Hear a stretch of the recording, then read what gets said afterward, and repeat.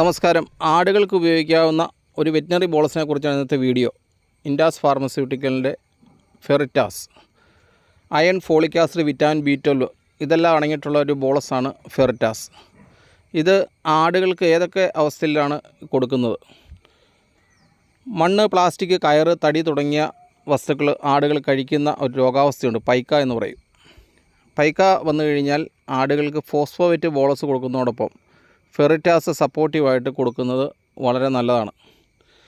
രണ്ടാമത്, വിരശല്യം, രക്തപരാധ അസുഖങ്ങൾ, മൂത്രത്തിലൂടെ അല്ലെങ്കിൽ കാഷ്ടത്തിലൂടെ ബ്ലഡ് പോകുന്ന, ഇങ്ങനെ ആടിൻ്റെ ശരീരത്തിൽ ബ്ലഡ് കുറയുന്ന അവസ്ഥയിൽ ഈ ഫെറിറ്റാസ് എന്ന് പറയുന്ന ബോളസ് സപ്പോർട്ടീവായിട്ട് ബ്ലഡ് ഉണ്ടാകാൻ വേണ്ടിയിട്ട് കൊടുക്കാം. 3, ശരീരം വലിച്ചിലുള്ള മൃഗങ്ങൾക്ക് രക്തത്തിൽ ഹീമോഗ്ലോബിൻ്റെ കുറവ് വരിക, അയൺ ഡെഫിഷ്യൻസിയൊക്കെ വന്നു കഴിഞ്ഞാൽ ആടുകൾക്ക് മതിലക്ഷണം കാണിക്കാതിരിക്കും, അതല്ലെങ്കിൽ റിപ്പീറ്റഡായിട്ട് മതി കാണിക്കും, ആടുകളുടെ ശരീരം മെലിഞ്ഞിരിക്കും. അപ്പോൾ ഇങ്ങനെയൊക്കെയുള്ള ആടുകൾക്ക് രക്തനഷ്ടം സംഭവിക്കുന്ന, രക്തം കുറയുന്ന അവസ്ഥയിലും ഫെറിറ്റാസ് കൊടുക്കാം.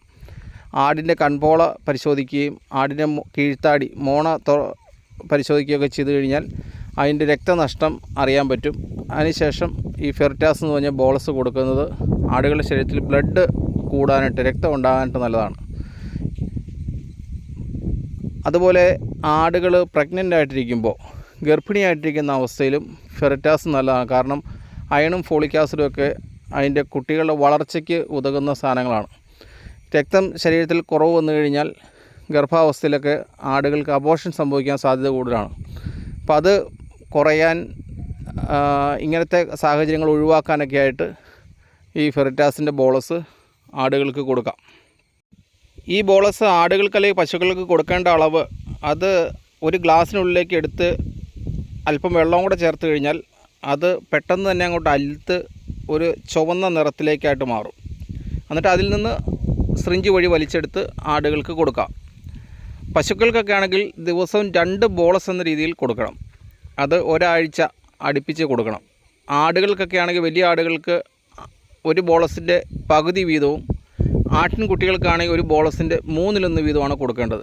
ആടുകൾക്ക് കൊടുക്കുമ്പോൾ പ്രത്യേകിച്ചും അനീമിക്കൊക്കെ ആയിട്ട് നിൽക്കുന്ന ആടുകൾക്കൊക്കെ ആണെങ്കിൽ ഒരു 15 ദിവസമെങ്കിലും അടുപ്പിച്ചത് കൊടുക്കേണ്ടി വരും.